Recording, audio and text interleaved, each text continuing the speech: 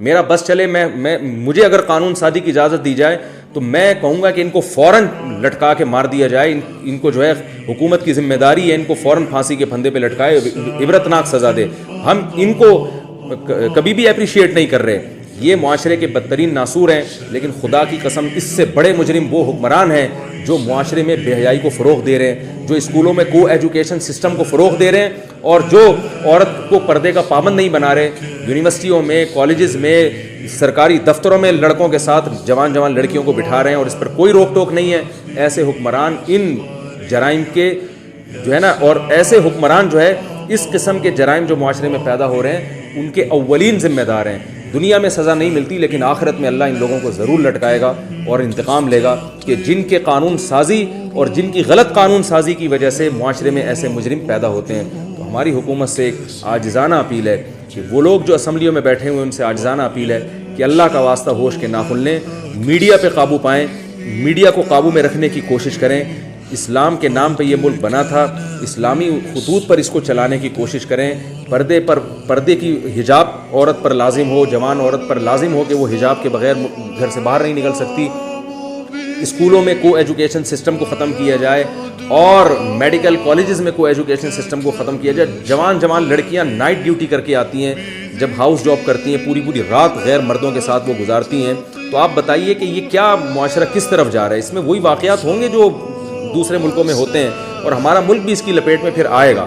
تو ان تمام بے حیائی کے کاموں پر پابندی لگانے، یعنی ہمارا ایک عاجزانہ مطالبہ حکومت سے کہ ان تمام بے حیائی کے راستوں کو بند کرے، نکاح کو پروموٹ کرے زیادہ سے زیادہ.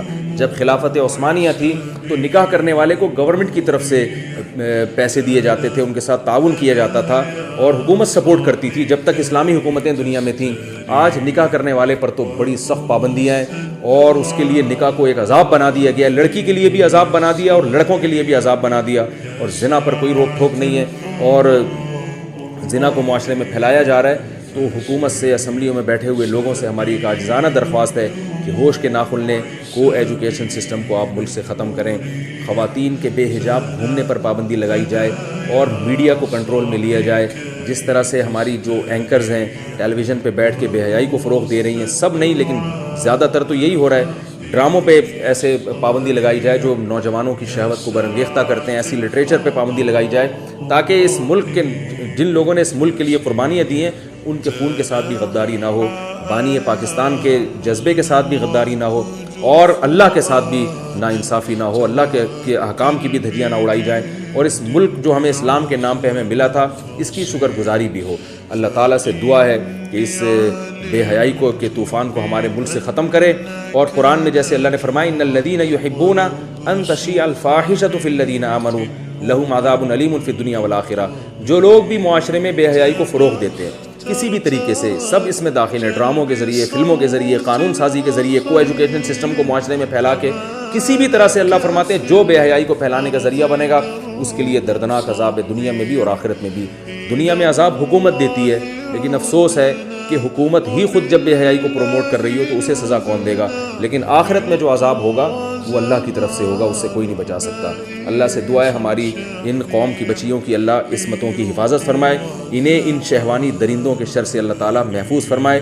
ان ظالموں کو جنہوں نے یہ اس طرح سے ریپ کیے ہیں بچیوں کے اور بچیوں کے ساتھ ناانصافی کی ہے اور درندگی کی ہے، اللہ تعالیٰ ان کو عبرت کا نشان بنائے. ان کو جو ایسی سزا کم یعنی ہماری حکمرانوں کو ان کو ایسی سزا دینے کی توفیق عطا فرمائے جو آنے والے لوگوں کے لیے عبرت کی ایک علامت اور عبرت کا ایک نشان بن جائے. اور ہمارے حکمرانوں کو بھی اللہ ہدایت دے کہ وہ ایسی قانون سازی کریں ملک میں کہ حیا کو فروغ ہو. ویلنٹائن ڈے کے نام سے بے حیائی، یہ تمام چیزوں پہ پابندی لگنی چاہیے.